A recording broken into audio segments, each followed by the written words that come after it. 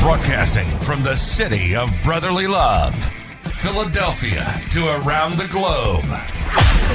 You're listening to Shark Bite Biz, your exclusive place for business strategy, sales, marketing, and tech in the roaring 20s. And now, here's your host, David Strausser. Welcome to another episode of Shark Bite Biz. I'm your rockstar host, David Strausser. This is your place to learn how to grow a business during complete chaos. You are going to be blown away with the episode I got in store for you. It's an amazing story of two rock star ladies who just launched a business right before the pandemic. You know, right when everything that could go wrong did go wrong. Well, they have a fascinating story. Love to hear it. And I just can't wait to air it. So I'm going to do a really short intro today. But first, remember, I did just launch my own business, Dead House Coffee. And everybody out there that watches, listens to Shark Bite Biz, use code SHARK, get 20% off your order. And all the proceeds go to directly support this show. And just go to deadhousecoffee.com. Now let's get back to our episode. Oftentimes on this show, I mean, we really talk about getting enterprise level technology at a small business price point and feasibility. Tools that allow you to make your life easier, automate the simple things in life that really just end up paying dividends to you and your team in the long run. Today's episode, it's just about that. So who's today's guest? Sister-in-laws and co-founders of Rock Paper Coin, Elizabeth and Nora Sheils. Nora and Elizabeth Sheils are the founders of Rock Paper Coin, the first software platform to bring together wedding planners, couples, and vendors into one system for managing and paying contracts and invoices. Nora is also the founder of an award-winning firm, Bridal Bliss, where Elizabeth serves as a lead wedding planner and manager of the Seattle team. So without further delay, let's bring Elizabeth and Nora on in here. Small Biz Spotlight. Nora, Elizabeth, welcome to Shark Bite Biz. You two ladies, you just became Shark Bait. Love it. So typically we have the tradition here in the show. I was just telling you all this. It's usually, hey, you know, what's your background? What's your experience? What's your subject matter expertise? How'd you get where you are? Give us a down low. But we have two people and we only have a half-hour show. So I'm going to put a twist on the question. Your company is called Rock Paper Coin. From what I see, it looks pretty awesome. Why don't you two ladies give us the bio of Rock Paper Coin? What makes Rock Paper Coin Rock Paper Coin? That's a tongue twister. Well, it's so fun to be here. Thanks so much for having us. Oh, no problem. We are wedding industry veterans. Elizabeth and I have over 30 years of experience in the wedding industry. We actually started out as planners. And we share the same last name because we are married to brothers. So we are sisters-in-law and actually worked together before we became family. So we have a really fun background together. But we worked for many years as wedding planners in the Pacific Northwest and really struggled with kind of the repetitive nature and having to constantly remind our clients to do things and sign paperwork and make their payments. And so we would commiserate over cocktails very regularly. and I like how you phrase that. So basically you went out and got drunk. Pretty much. You say that in past tense. It's not past. But we decided that we needed to find a way to streamline the company and make things easier for everybody. And we tried every type of software out there, wedding specific or not. And there was just nothing that worked well for our team and really understood our industry. So we set out to just build some software for us to use internally. And we're obviously very naive and didn't really understand what that meant. So we learned how expensive it is, how involved it is, and just kind of thought about it a little bit and started talking with our vendor friends in the industry, planners throughout the United States. We talked to probably 800 people and found that it wasn't just us that had this problem, and there really was a need for some software to solve it. So enter rock, paper, coin. We awesome. Hired a full stack development team, and we've spent several years on it. And we actually just launched at the end of 2019. So what a perfect time to launch a software company, right? I know, for the wedding industry. Yes. So one of the reasons that I was really interested in having you both on is because I don't know if you know it with my background, but I am also in software industry, in tech, in automation. I do it with tier one solutions for larger companies that'll be like SAP Business One. That's for like companies that make or move products. And then you have Sage Intacct, which is going to be like, we usually go with nonprofits, things like that, software companies, a solution like that, but on a much larger scale. And when I saw what you all were doing, I found it intriguing. Like, hey, this is pretty cool. I like it. Can you maybe just give us a little bit high level, like what your software does, what it actually automates, and what needs solutions it actually fits for customers? Yeah, so we focus on digitizing the contracts and the invoice process. So we automate quite a bit of it. Couples can sign on the go, make payments on the go. That's kind of like the core of our functionality. But our biggest differentiator is that we incorporate 3 different parties. So what's different than a lot of other industries, which is actually kind of similar to the construction industry. If you think of it that way, there are 3 parts. There are the couples who are getting married, there are the wedding planners, and then there are the vendors. Just like in construction, there are the general contractors, the different vendors, and then the people that are remodeling their home or doing whatever. So most platforms separate all those parties. And so there's no cohesion. People don't know what's going on, and it just causes more headache for everybody. So with us, everyone is incorporated. Everyone receives the same notifications and communication. And the wedding planners can act on behalf of their clients. So they can sign their contracts, make their payments, and just speed along the entire planning process for them. Okay, that's great. So who would this software solution really then be targeted to? Is it for wedding planners themselves? Like that's who it's for? Yeah. So, for like anyone who's in the industry. So, anyone who has a business that is serving, couples that are getting married, but we do target wedding planners as past planners ourselves. Of course, we had to build in some extra perks for the planners on the platform. So there's some added benefits when you're a planner, but we love kind of going after and marketing towards the wedding planner because it really does streamline their business so much. And that's really where we were kind of like solving our own headache. Okay. That's pretty awesome.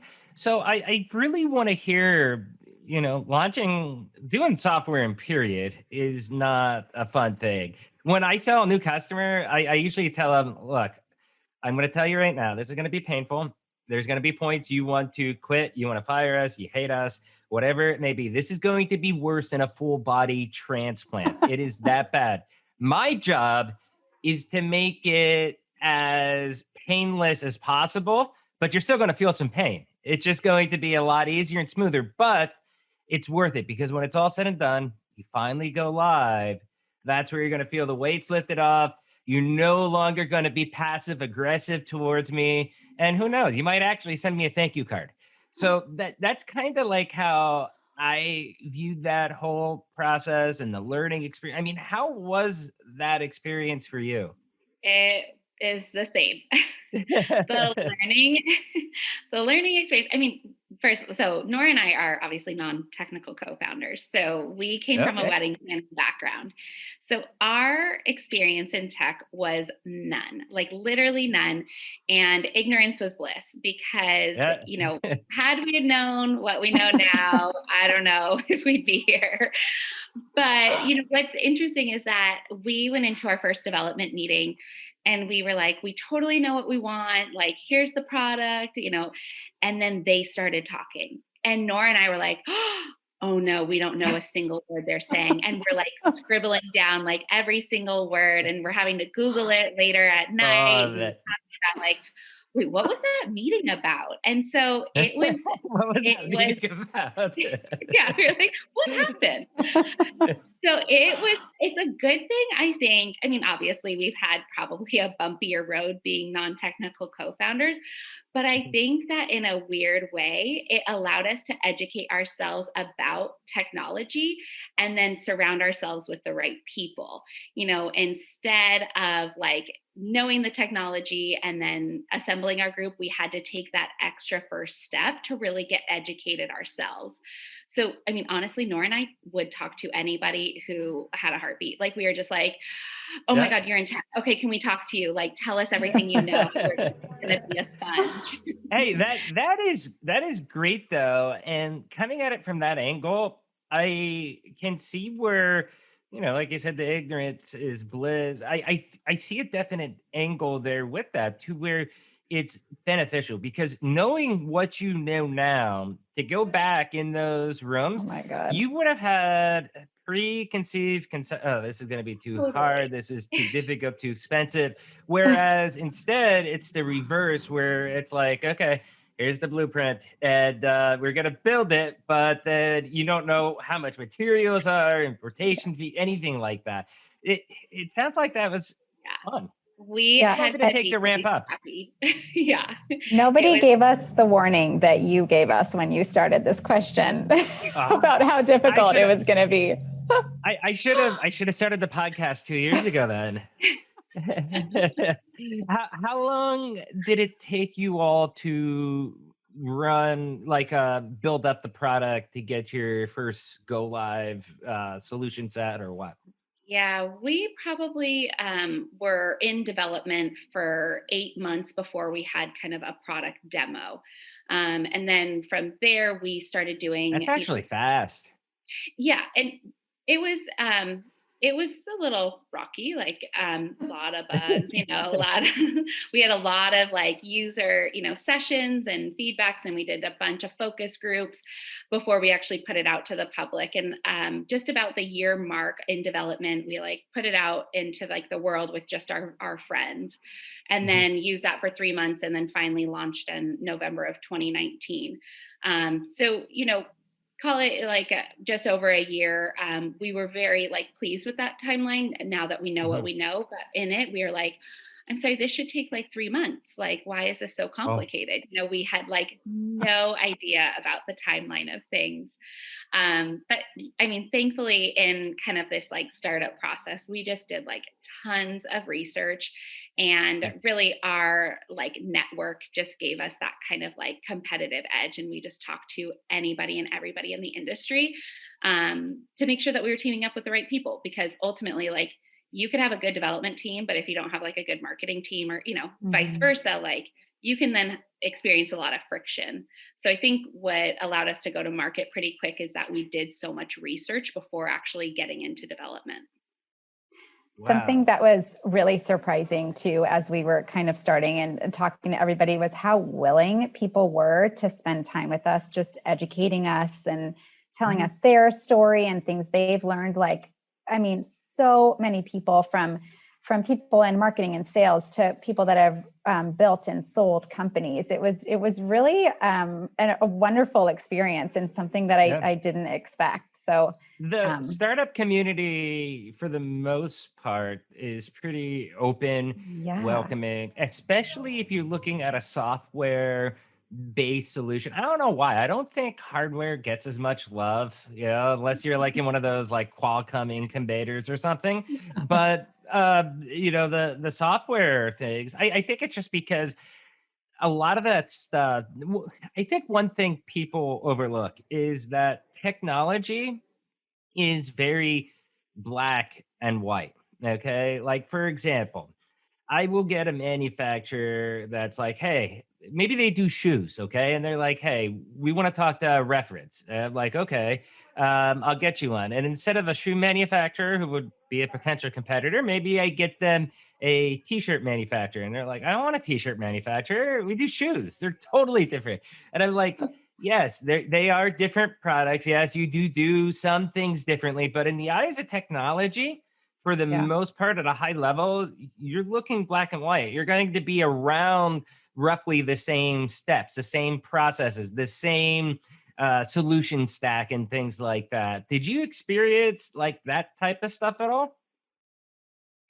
Yeah, we had so many people that were like willing to give us advice and talk to us exactly like you said, but then they were directing us to other friends in the industry who, built software. And at that time, I don't even know if we knew what SaaS meant. Like we were so green, we were way in over our head. Hey, it's all about the ACV. And so they would introduce us to be like, here's another SaaS builder. And Nora and I are like, they do payroll. Like, why are we talking to them? Exactly. I know, but now, obviously, knowing what we know, it's like, oh my, like they were a wealth of knowledge, and we were so appreciative. And thankfully, Nora and I didn't get in our own way too much, and let those relationships continue to unfold. That's great. Did either of you ladies learn how to code yet? Oh my gosh, no. But I tell you, that is something that I wish I knew how. I think our developers are trying to keep us busy enough so we don't take it up as a side hobby. They're like, stay out of the code base. We don't want you in there. Yeah. No, I can see that. I find it beneficial. So like with me, for example, I did not go for a degree in business or management or anything. I actually have a degree from Penn State in information sciences technology. I understand software, I understand hardware, but I took that tech degree so that I was able to do the business. I mean, the sales business stuff, I have that naturally and through experience. Mm-hmm. So I wanted to have those hard skills in the tech world. And I'm out of practice, obviously. I mean, I haven't really coded anything much since I was in college, but I still retained enough knowledge to where I understand the concepts. If I see code, I can generally read it or understand how things work. And that is a skill that I find important even today, because if we have a problem with one of our developments and a custom add-on, sometimes I'll just look at it. I'll be like, hey, Susan, make this tweak, I think, because it looks bad. And they're like, no, but then they do it and it works. And I'm like, yeah, told you. Yeah, we're not there. Yeah. So let's, we touched on this a little bit. I think doing a startup in the pandemic. Now, obviously, you're kind of pre-pandemic, but you said December 2019? Right around November. November, December. So right when COVID started breaking out in China, at the brew of this, you were ready to break out too. Yeah, we were like, here we come. And then everyone was like, not so fast. Yeah. So with that, though, I mean, can you speak a little bit to how that process is during a COVID world? Help some entrepreneurs really understand, new entrepreneurs that are looking to maybe do a solution like y'all are doing. Okay. What experience you went through in terms that it got presented with COVID that may not have been so hard or easy if COVID wasn't there? Yeah. I think COVID was a blessing and a curse for the company. Honestly, the wedding industry halted, and in some places it is still halted. So our numbers aren't as high as far as transactions go than we would have hoped, but we have way more signups than we expected. And we attribute that to a lot of these wedding professionals having downtime where they normally wouldn't had they had a true wedding season. Right. So many of them took the time to like sit back, take a high level look at their company, see what they needed to streamline. And at the same time, they're not able to see their clients. So they need a way to interact with them that's virtually and quickly and easily. And we were the perfect solution. So, and we also offered a free membership for people that signed up during COVID. So there were no additional fees for them to use us or try us out. So it was totally a win-win for them to at least give it a chance and sign up and try it out a little bit on their clients, which has paid off immensely. Okay. And so with that, then, I guess, so that is one thing, because I know, for example, with the way our industry was, a lot of projects went on hold. I mean, I'm in the Northeast too. So you have to remember, unlike other parts of the country where it may have been semi-lockdown, I mean, from DC to Maine, we were essentially all closed down for a good portion of the year. And because of that, all sales cycles essentially stopped. Most of our projects got put on hold because there wasn't anybody in the office to be able to do them, in the office at our customer site. And it allowed us to take advantage because most of our competitors were like that too. So they laid people off. It allowed me to hire them and get that talent on my team. And going forward this year, I mean, I have a superstar team with all the new people we just hired. It's amazing. Awesome. It sounds like you definitely then were benefiting from that as well too, with with your product, right? Yeah, we're very fortunate in that we went out and we raised money last year, that allowed us, to have a budget for, 18 months, so to say. So Mhm. like, yes, it was kind of a horrible time to like launch a new business, and, so many businesses are, suffering and going through some trials right now, but Oh yeah. we at least had like money in the bank to continue our like good fight, and like growing our team and bringing the product to market in the light that we wanted to. So we were very, very fortunate, and not everybody is in that position, or can be in that position. So we were glad to have secured those funds before the pandemic hit. And then, like you said, there's so much talent out there right now. And it's nice to be able to, be a place that is hiring and that is growing, to, bring on that really, talented applicant pool to continue to grow your business.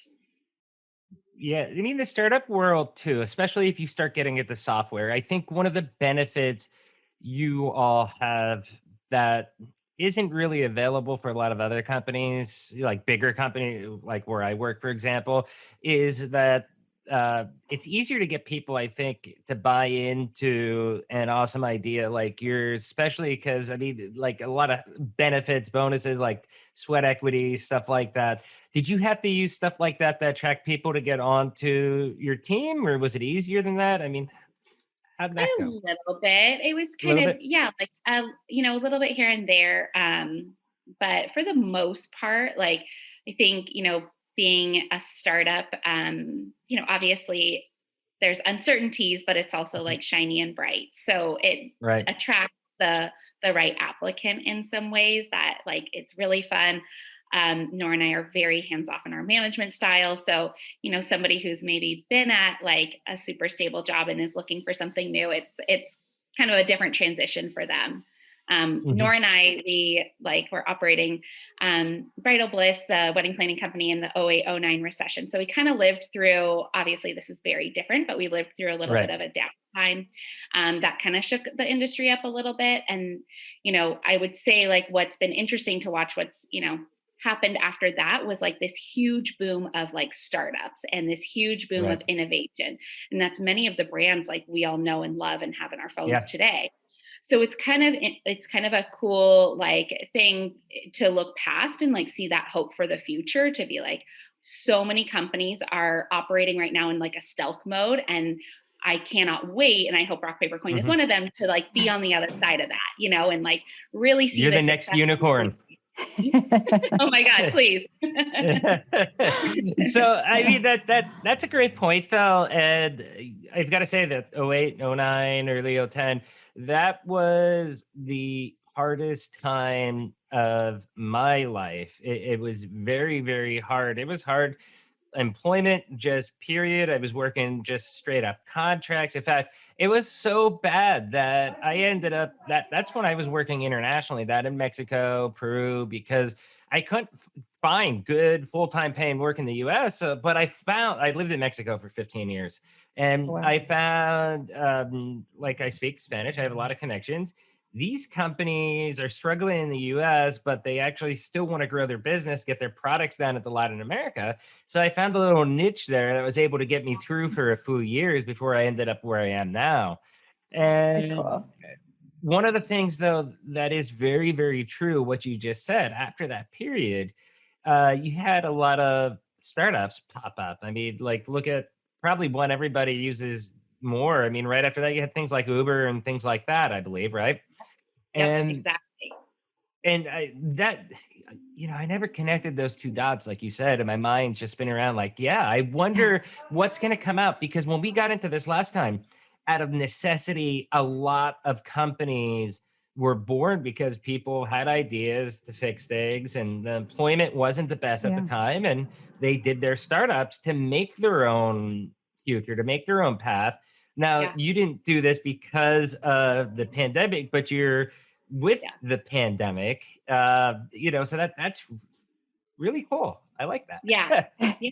No, it's, I mean, it definitely, like, there's like a balancing act. Just as much as it can Mhm, hurt your business, it can help your business. But I think what mhm, is going to be like very cool to watch and give a lot of people hope is like that rebound, what comes after the downtime, what mhm. comes after the dark periods, because so much innovation is probably happening right now that, like, a lot of people don't know about, including us. Like, we haven't done, a marketing campaign or anything like that. So it's just word of Oh, wow. mouth.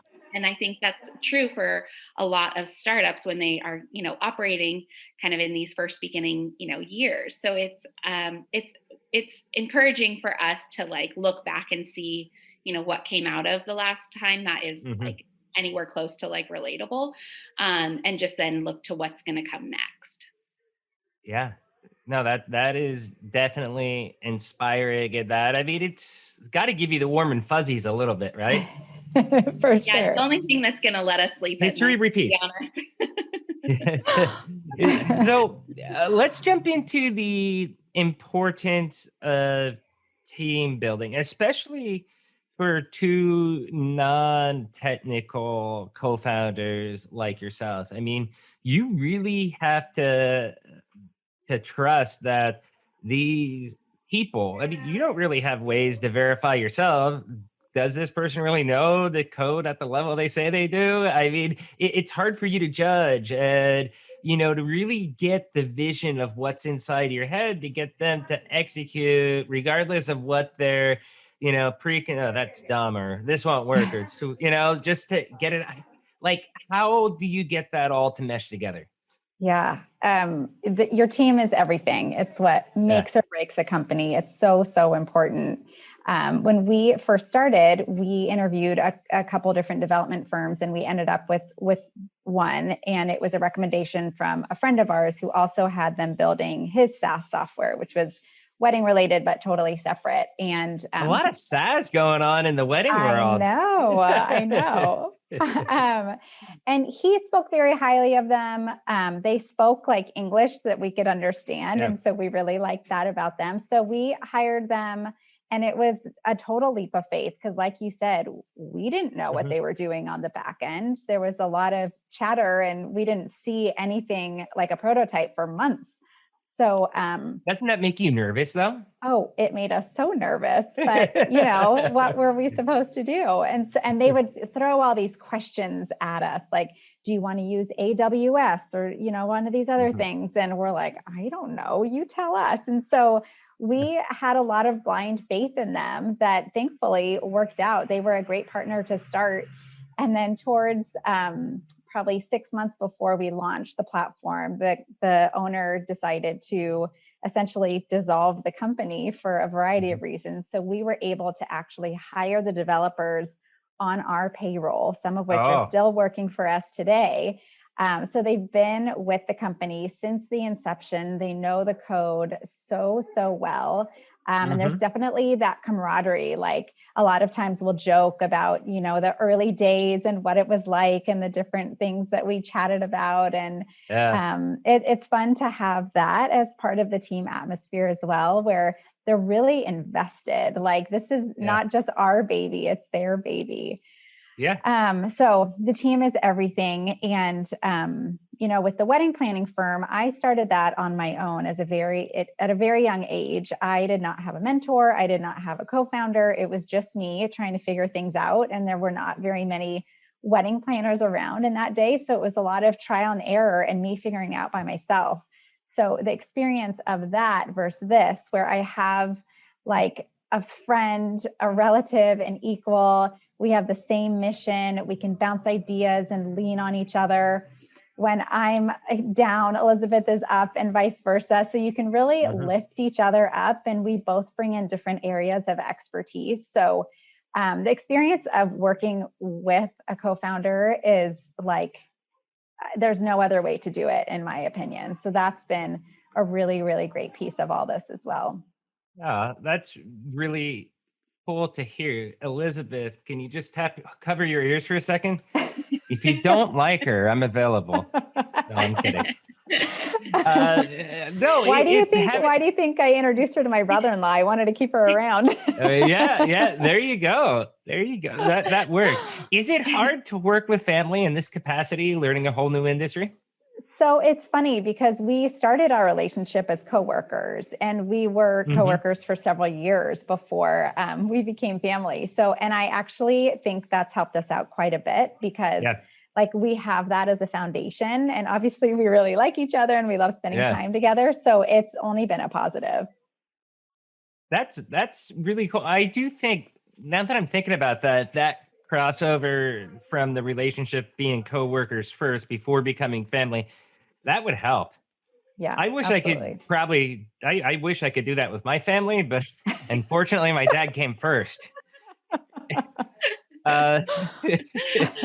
So yeah, let's change the topic, I guess. The money part, okay? Yeah. Money is very tight in the beginning of the pandemic, especially once people realized that, hey, this isn't going to be a 2 or 3 week thing. Yeah. This is going to be around. And then it came, hey, this isn't going to be your 2 or 3 month thing. This thing's going to be here for a while. Money originally kind of dried up. Everybody got conservative. I know personally, like I used perfect credit, for example, and cards I maybe haven't touched in a year or two, but they have like $15,000 credit line. And then all of a sudden I'm getting, hey, letter from Bank of America, you've just been cut down to 10. I'm like, why? I didn't do anything. I make the same amount of money. I'm still employed. Right. But banks were getting conservative because they didn't know. I mean, it was very fearful. We could crash and burn into another recession. Was this a smoke and mirrors economy and things like that? So I want to hear more out there about, one, being the importance of fundraising, and two, I mean, what's your magic? How did you do it successfully during the pandemic?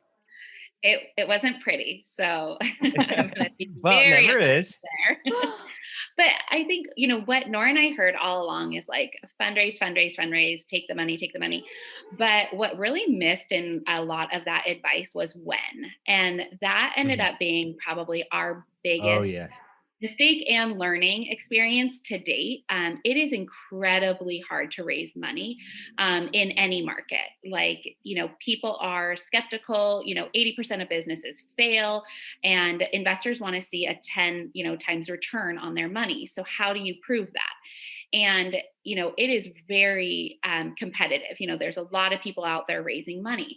So I think that in order to really stay kind of top of mind and actually be competitive, it really comes down to a numbers game. You just have to talk to as many people as possible. And even if that's 100 companies, you're likely then going to land one, and you can't get discouraged by that. Like, that is just truly how that industry works. And whether that's right or wrong, easy or hard, like, that's just what it is. Right. That's almost like sales 101, though. I mean, if you're out there prospecting, you've got to get used to, if I'm going to talk to 100 people, I'm probably going to get one answer. If I get 100 answers, then I'm probably going to talk to, get one sale. I mean, it's just the funnel, the way that thing goes on. Yeah. And it takes so much longer than you would ever expect. I mean, we started this, and we had, in our first round, we were fundraising, and we had probably like 3 or 4 months of runway. And we're like, oh, we have so much money. Like, we're totally good. And we ran out of money. And it was like the most humbling experience you could possibly go through. And then it's like you're at their mercy. And so this last time around, which we're closing out our round this week, we started way early. Like, we started almost like 8-9 months ahead of time. And it was a totally different experience. It's still excruciating and very painful, but like, at least you're not running out of money. Like, at least you're like still in operation. How did you kind of go through the valuation process and stuff like that for the fundings? Yes, that really, I'm going to be honest, it felt like picking a number out of thin air some days. Everyone values the company in such a different manner. So Nora and I kept on getting different equations. And then, we hired a very good startup lawyer. And I will say that has probably like saved our ass more than like we actually really want to talk about. But he really guided us in helping us come to like good valuations for raising money that protected us as founders, but allowed us to actually get money to come into the company and feel like a good deal for both parties. But the valuation is very hard. And what you value your company versus what somebody else, it's going to be different. But what at the end of the day is, are you at least in a window? Like, can you come to an agreement somewhere in the middle?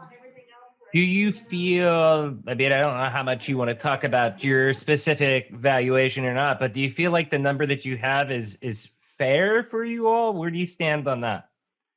Yeah, we do. I mean, what's really hard about our valuation right now is that we did not have like a year to be in business, like COVID really stripped us of that year. So we raised money this last time on what's a safe note to kind of kick the valuation down the road. We, instead of going out and doing like a priced round where we say, we're valued at X and this is how much stock you get, we decided to say like, hey, we're going to be raising more money in the future. And do you want in now at a discount?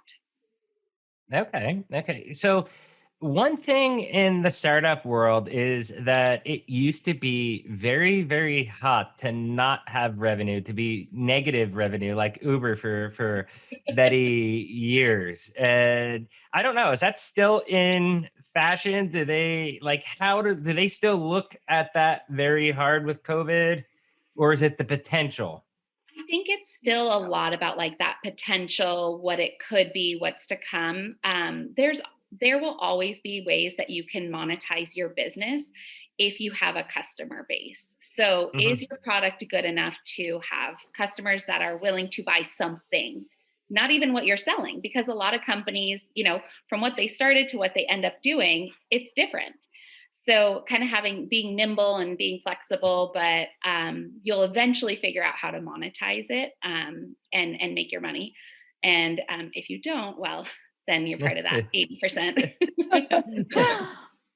With startups, that's one question I did want to ask that came up. So we know that 80% businesses fail or whatever that is. With startups, isn't that number higher, or is the 80% startups? It's probably even a little bit higher. I think it is. Yeah. Okay. We were just like told that statistic, and if you tell Nora and I, we're gonna work so hard to be like, no, like yes, we want to hear yes. So okay, all right, we got 20%. Let's do this, Nora. Let's go for it. Okay. So we still have a little bit of time yet, because this is just so awesome. I want to ask a couple more questions if you all don't mind. Good, right? Okay. Can I ask some of your product specific questions? Is that okay on the Please? table? Yeah. Okay. So let's talk about features, functionalities. I mean, give some like people out there, because I mean, I don't know how many wedding planners watch a show, but I do know a lot of business people, potential investors, tech people that might be able to help, especially because of the fact that I am in the ERP world. So there's a lot of synergy with what I do, what you all do. Um, like what type of feature functions are you doing? Like I know you said about the payment management stuff, but are you doing like Mhm. the accounting piece?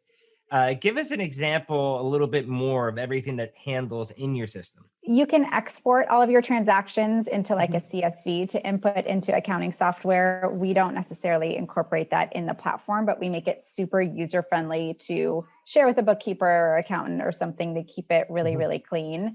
One of our defining features is that three-way collaboration. So, Mhm. for example, let's say you're getting married, I'm your wedding planner, and you have a photographer that you want to hire. So before rock paper coin, what would happen is you would get an email from your photographer, Mhm. likely there would be a PDF or a Word doc attached to it, and you would be expected to print it, sign it, scan it, send it back Yeah. to secure their business with a check. So you would have to find your checkbook, write it out, Mhm. and send it in. It's shocking how many wedding industry businesses still manage their business like that today. Wow. So now the way it works is the business is on the platform, the planner's on the platform, they send you, the client, or the photographer sends you, the client, a contract, for example. You get Mhm. notified, your planner gets notified. If you give permissions to your planner, he or she can go in, sign on your behalf, make your payment on your behalf, and it's done. It takes like Okay. literally less than a couple minutes. So So you're doing digital signatures though, so you are making it paperless, so people can mhm. almost think of it like a DocuSign type Yeah. document. Is it that type of experience? Yeah, exactly. Awesome. It just guides you through where to sign, where to initial. You cannot screw it up if you wanted to. What about as far as bidding on things? Say I want to get catering and they're like, hey, here's 3, 4 options. Am I able to source out to get those different quotes to be able to sign on the one that we want to move forward with? So all of the like pre-booking communication would be outside of the platform. So the way Okay. most professionals use it is they chat, they maybe have a Zoom before they're going to hire each other, and then once they get to the point of booking, that's when they would start utilizing rock paper coin.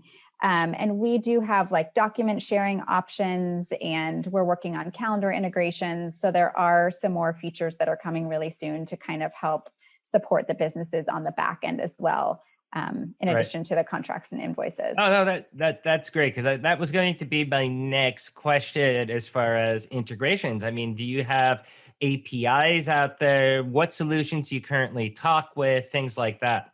We currently are integrating with the other companies' APIs, but Mhm. soon we will have our own API, which would then integrate into wedding businesses, like their own website. So their clients can have kind Okay. of a login portal. They would manage their inquiries and their, kind of proposal booking processes all in one place. Okay. Okay. That sounds pretty awesome. And then I guess the two last questions that I have are, what's timeline? Say I buy the system, I'm a wedding planner and I buy the system. How long until I'm up and running? I mean, is it like, I guess, Minutes. multi-tenant, SaaS hosted type environment? Is it Mhm. really easy setup? Yep. Like bing, bang, boom, you're running? Yep. Yep. Oh, that's We great. have like I think 2 pages is our sign up process, and then you're on the platform. So we just ask for an email and your business name, and you're pretty much good to go. That's pretty It's awesome. I mean, oh our world, it's 6 to 24 months, so my gosh, it's appreciate it. like less than 5 minutes to actually get geared up on the platform. And then when you send your first invoice, you have to input all of your bank transfer and like basic business information just so you can get paid. But otherwise, it's super quick and easy. Again, we're dealing with a lot of creatives where tech Mhm. isn't necessarily their forte, business management isn't necessarily their forte. So we've really simplified the process to make it like literally as easy as you possibly could. Okay. So what kind of, oh, go ahead. Sorry. I was going to say it was a mistake that we made within our first 3 months of launching. Our onboarding was 8 pages long, and we were having all these signups that we would see starting the process, and then they would die at page 3 or 4. And we were like, oh no, what did we do? So we just quickly were like, okay, wait, we don't need any of this information. Get on and play around and we'll get it later. That's great. What type of price point do you have with the service as well too? So we have an annual subscription fee of $250. And then wow, that's really affordable. Right? Thanks. No problem. Well, I mean, the thing is that, again, I come from being very experienced in the software world. When people look at it, they're like, yuck, it's $250. But I mean, come on, how much you charge an hour for your services? Okay. How many hours do you spend on this stuff? I mean, there's going to be a break-even point for most people, which would probably be way under 10 hours a year, for them to actually be saving money, earning more money because of a platform like that. That's where, in my world, what we do is, I mean, people have to look at it. You have to do the ROI, pros, cons. Yeah, it's going to cost us $5,000 for this automation or configuration, but I'm currently paying somebody 4 hours a week in order to do that. I mean, that's a no-brainer. Do it, because then not only are you saving on those tasks, but it's freeing up your time so that employee, instead of writing something in an Excel spreadsheet, they're able to focus on actual profit-driving activities instead. Yeah. And, we're dealing with small to medium-sized businesses that some of them do have to come to terms with that $250, but like you said, the amount of money and time that it saves them covers that. And one of our perks is that our processing fee is only 2.5%.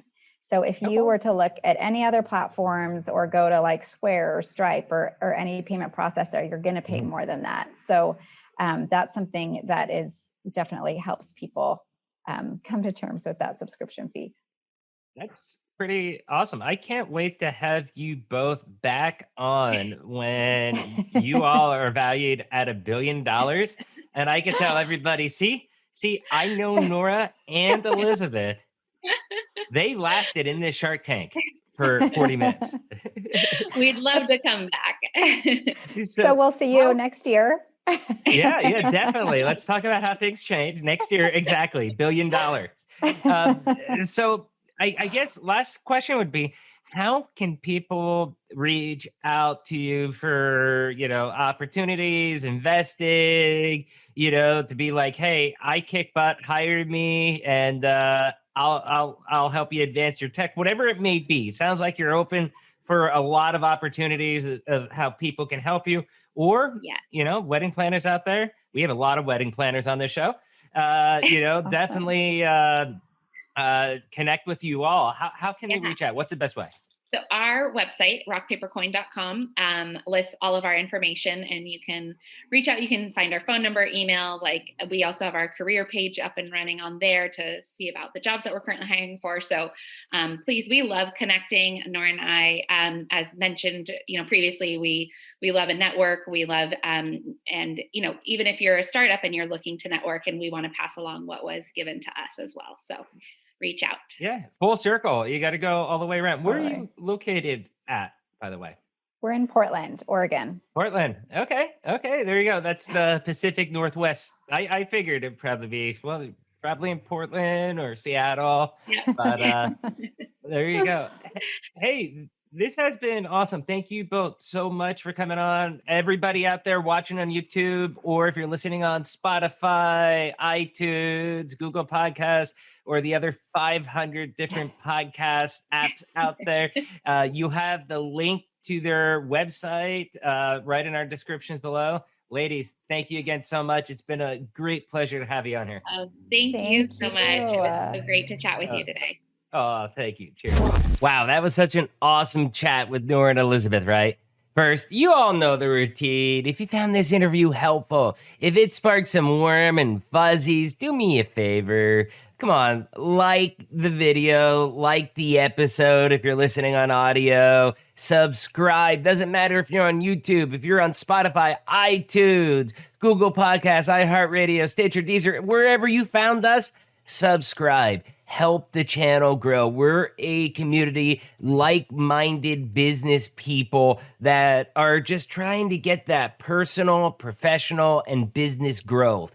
Okay, as you see, week in, week out, I bring you two amazing business owners or experts a week, and we're going to be discussing about things that are relevant in 2021 and what you can learn. So definitely like, subscribe, comment on the channel, but if you really want to help us out, make sure you share this episode out on your social media. Get it out on LinkedIn, get it out on Twitter, get it out on Facebook. I'd love but to see nothing more than having Nora and Elizabeth and Rock Paper Coin out there trending on social media because of Shark Bite Biz. Now, let's get back to Rock Paper Coin. Seriously, so awesome. I really, really love their resolve and how they were able to find a way to just get it done. Being non-technical, they built some trusted advisors around them that really allowed them to guide through all the techie stuff and explain why things aren't as easy on paper as they were when you build an actual system. Totally love it. They definitely have all the ingredients for success and, in my opinion, to be the next tech unicorn. Total supporter. Two other quick topics I wanted to stress was first, their importance on team building. Just like I was saying a minute ago, being non-technical, but being the creative type business owners that found the problem and realized they weren't alone and the industry needed a new solution, they went out on a hunt to find the people that were able to help them and guide them to build their own solution. To take that idea, outside of their heads, I guess you could say, and really just formalize it and make it a real product with a vision. I love when they were telling the story about how they would just walk around, giving out their business cards and talking really to anybody that would give them a second with the hopes of getting somewhere or finding somebody that could be that missing ingredient they needed. And it's really cool because it really enforces the idea that the startup community is extremely warm and open for most people. I mean, I think there's very few people that really find it negative and closed down, and they had an extremely positive experience being new to the startup community. And that in itself is just really, really awesome. The other point I wanted to stress was the importance of fundraising. Their personal experience of how they've pretty much kind of bootstrapped their business and were stressing out because of money, fueled by lack of funding during the pandemic, is huge. Okay, it's a great lesson on just being prepared, as you do not know what the future holds. But, you also have to kind of stick to your guns a little bit. Okay, you have to be fiscally responsible, all that good stuff. You already know that. But when it gets tough, if you have something that you believe in, fight for it. I'd say everything has started to turn out all right for Rock Paper Coin, but it's really because they did not get discouraged. And even when they had some bumps on the road, they're like, hey, we're fighters. We're going to get this done. We're going to move forward. We're going to find a way to get it done. They got their funding. So like I said, in my opinion, Rock Paper Coin, next unicorn, fingers crossed, go ladies, go. So, as always, if you want to be a guest in the show, do you have an amazing story like Nora and Elizabeth? Do you want to come on, tell it? Yeah, we're booking a couple months out, but don't let that, bog you down and worry you. Let's get you in the queue. David at sharkbitebiz.com. Remember, I have an article on Forbes.com that you can check. Links always are going to be down in the description. And one last plug for my own coffee brand, Dead House Coffee. Okay, use the code SHARK, get 20% off. You can go to our Teespring store, get awesome coffee mugs, stuff like this for Shark Bite Biz. But if you really want to help us, use the code SHARK, 20% off. go to deadhousecoffee.com. It helps us, maintain this channel. Believe it or not, running a YouTube channel, ads, marketing, all that stuff, it's not free. It does cost money, software, all that stuff. Help support the channel, and I'll keep bringing all this great stuff to you. Once again, you all know this. I'm David Strausser. This is Shark Bite Biz. We'll see you all next episode. Cheers.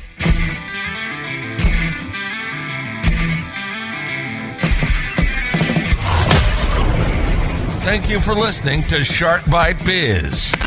We hope you got some insightful info from this podcast. Be sure to subscribe to us through your favorite podcast app and visit us on the web at www.sharkbitebiz.com. How has business changed for you in the 20s? Email us at podcast@sharkbitebiz.com so you can join us and share your story.